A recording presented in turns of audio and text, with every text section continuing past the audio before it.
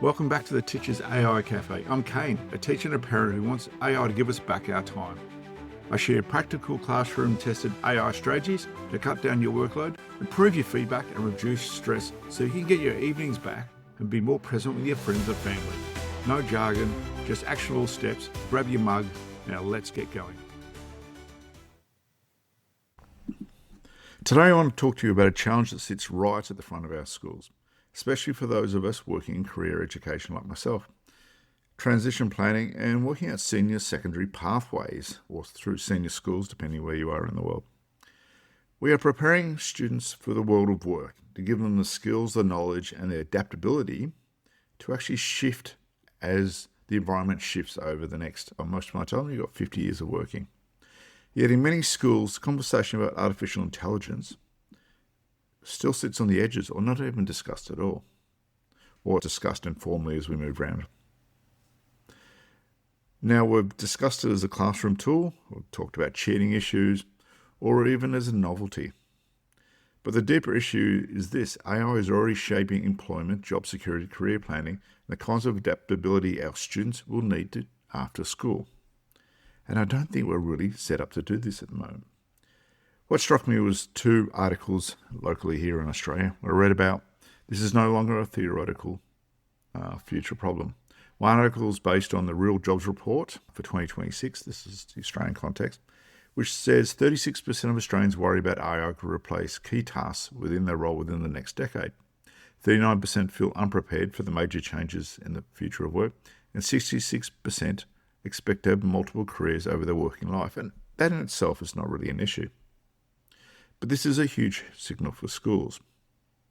If students are entering labour market often defined by uncertainty, transition and repeated reinvention, then pathway conversations cannot stay stuck in the older model of one qualification leading to one stable career.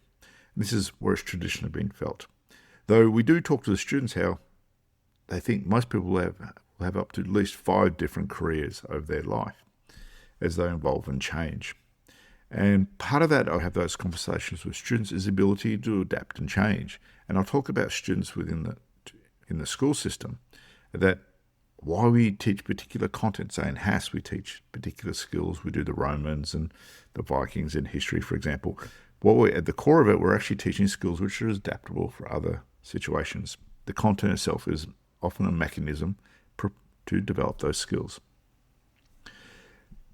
And what we're finding is the report that says 44% of Australians have upskilled or reskilled in the past year, either within their companies or on their own drive or initiative. And 63% of parents are concerned about their children's future job security. And I like to show a video to my students. It was a future work. And this is back, was it 2015-16, when coding was the big threat. You need to understand coding. The whole documentary and the future of work is where we were talking about it then. Now it's shifted to AI.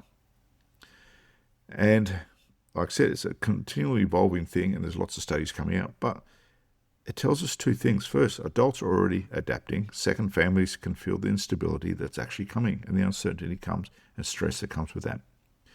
So schools often speak about preparing students for the future, but this evidence suggests the future is not waiting politely outside the gate. It's already in the family conversations, in the workplace anxiety, and in the changing ideas that counts as a secure career. Now, Australia is a little bit different. We do have a large number of manual type jobs, particularly say mining and things like that, still require workers, and IT can't yet do those jobs, though there is massive automation in our mining industry of self-driving trucks, drills, trains, for example, that are getting employed. Now, the second article pushes this even further. It reports that an employment lawyer, Roxanne Hart, is now seeing AI-linked redundancies as often as they are appearing weekly in her practice, in particular for white-collar areas such as copywriting, coding, data analytics, administration, which is interesting when I was listening to other reports out. Copywriting is actually, people are now starting to notice that when it's AI-driven and wanting to get their human touch back.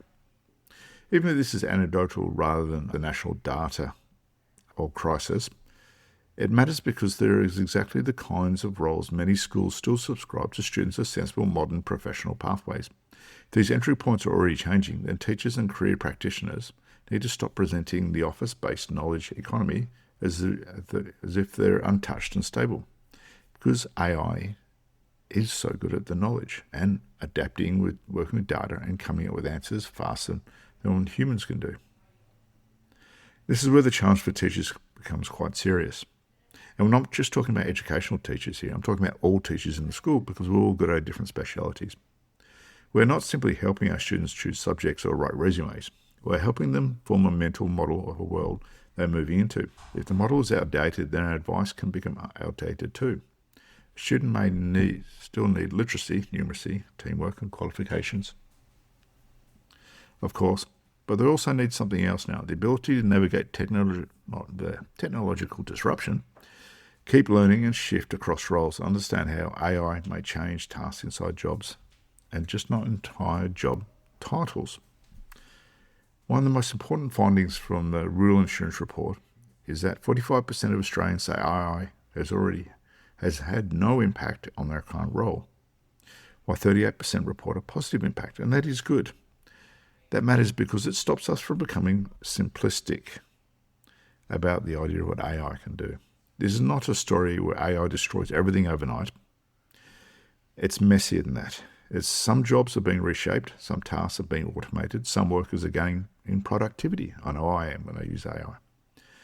And many are feeling both the benefit and the anxiety at the same time, because we have people realising if they train the AI too much, it could potentially replace their current role. In fact, the same report says 64% of workers experienced at least one negative emotional impact from AI at work, with concerns including reliability and accuracy and reduced human interaction. And that's good, because we should be querying the accuracy and reliability of the information that AI is actually given to us. So the school's response cannot be panic, but it also cannot be silence. We need to act. For teachers, this creates three practical challenges that we need to take on. First is the pathways challenge. We need to talk to students less about fixed jobs and more about changing skill sets. The report finds that 66% of Australians expect multiple careers. And we should push schools to frame pathways as flexible, realisable, rather than a single choice made at 16 or 17.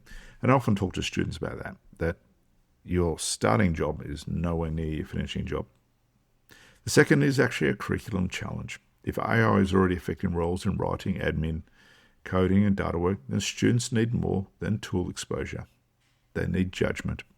They need to know when to rely on AI, when to question it, and when to work without it, and how to build the human strengths that remain valuable when routine tasks are automated, because they will be, and they have been getting automated since the Industrial Revolution. This means communication, critical thinking, domain knowledge, and I really want to highlight that one, ethical decision-making, and the ability to learn new systems quickly. Yeah, ethical decision-making. If you look at the AI systems, apparently they're quite happy to use nukes when doing conflict simulations. They don't have the same ethics as us or humanity. So these are not soft extras now. These are actually going to be central to the employability of our students as well as ourselves. The third is the guidance challenge. Many schools still only have a light touch approach to AI and careers.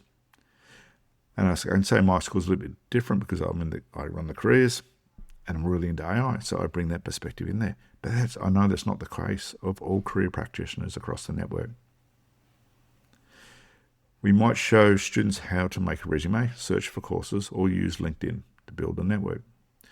But are we explicitly discussing how AI may alter entry-level white-collar work? Are we helping students understand why some families feel anxious? Are we explaining that adaptation and reskilling is likely to be the normal parts of adult life? And we've always talked about that in the whole term of lifelong learning, but it's even more crucial now. Too often the answer is obviously no.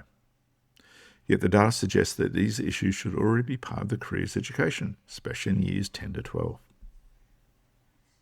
So what should schools do first? First, we need to update pathway conversations so they include AI disruption, task change, and the idea